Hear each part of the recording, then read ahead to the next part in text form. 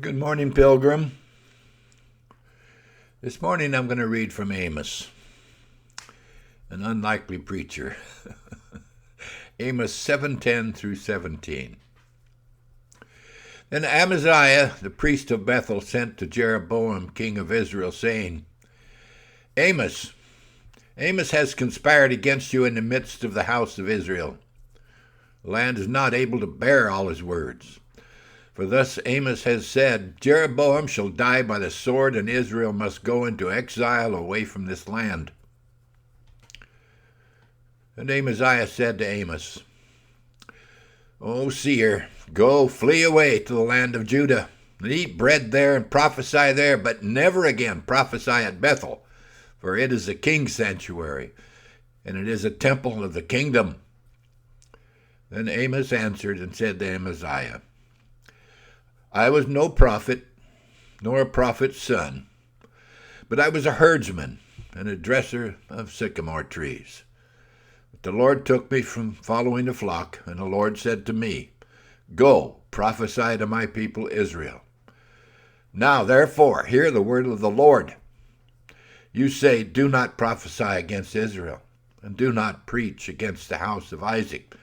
Therefore, thus says the Lord, Your wife shall be a prostitute in the city, and your sons and your daughters shall fall by the sword, and your land shall be divided up with the measuring line, and you yourself shall die in an unclean land, and Israel shall surely go into exile away from its land.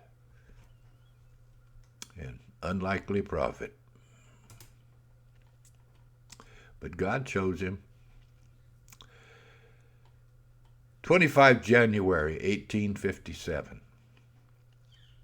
Charles Spurgeon's sermon was entitled Preaching for the Poor. From Matthew 11:5, the poor have the gospel preached to them. There was a tinker once. I think we all know who that is, or was. There was a tinker once who never so much as brushed his back against the walls of a college, who wrote Pilgrim's Progress. Did ever a doctor in divinity write such a book? Yes, there was a pot boy also, a boy who carried on his back the pewter pots for his mother, who kept the old bell. The old bell.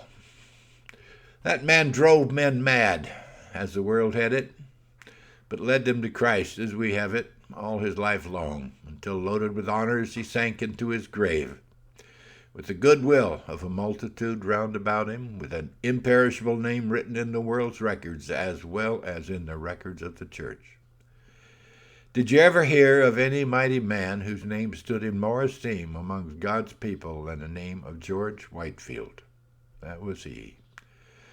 And yet these were poor men, who, as Wycliffe said, were taking to the preaching of the gospel. If you will read the life of Wycliffe, you will find him saying there that he believed that the Reformation in England was more promoted by the labors of the poor men whom he sent out from Lutterworth than by his own. He gathered around him a number of the poor people whom he instructed in the faith, and then he sent them two and two into every village, just as Jesus did. They went into the marketplace, and they gathered the people around them. They opened a book, and they read a chapter, and then they left them a manuscript of it, which for months and years after the people would assemble to read, and would remember the gospelers, those poor men, those gospelers that had come to tell them the gospel of Christ. These men went from marketplace to marketplace, from town to town, from village to village, and through their names, though their names are unknown to fame, they were the real reformers of the time. 1 Corinthians 1:27. But God chose what is foolish in the world to shame the wise. God chose what is weak in the world to shame the strong. Yeah, be careful. Don't put these doctors from the universities and the seminaries and fancy Bible colleges up on pedestals. Some who sit in the pews of the church and never go to a school may just be able to tell you more than they can.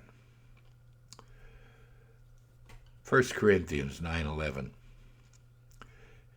If we have sown spiritual things among you, is it too much if we reap material things from you?